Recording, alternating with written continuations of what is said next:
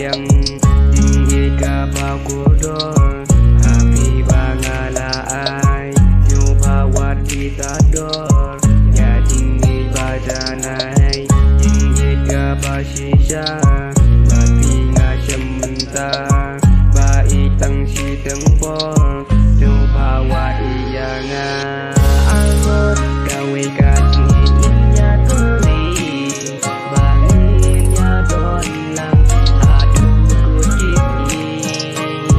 isak bangkin batinnya tinggi datang batingan nyaya